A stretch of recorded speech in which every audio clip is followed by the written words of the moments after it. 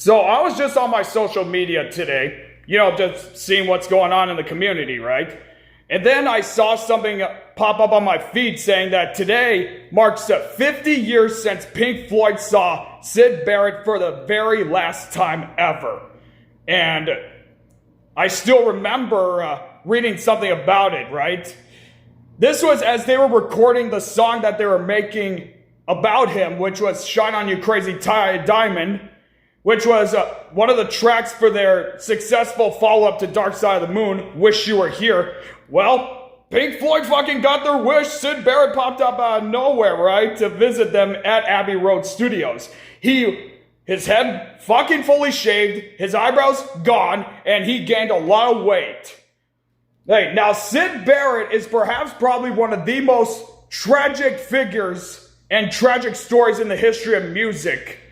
And that's why his legend is much bigger like it is. So what happened is that for all of you people who don't know your history, Pink Floyd debuted in 1967, The Summer of Love, with their album, The Piper at the Gates of Dawn.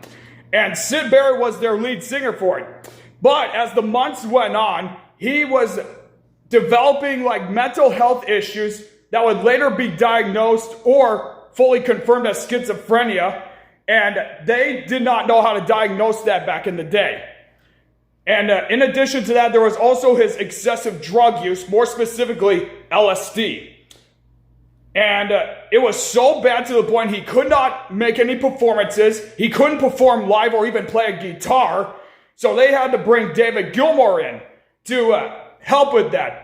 And there's even a picture that's on their Wikipedia page for Pink Floyd, and it's like one of the only photos that they have of all five members together. And I'm talking Syd Barrett, Roger Waters, David Gilmour, Richard Wright, and Nick Mason. And obviously, Syd didn't stay around much longer. Their follow-up sophomore effort, 1968's A Saucer Full of Secrets, is, I think, the only album that has all five members on it. But then you look at their last song, Jug Band Blues, on that album, and it was the only vocal performance of Syd on that album. It is a very fucking sad story, without a doubt, but that's what made Syd Barrett a very legendary figure in the history of music.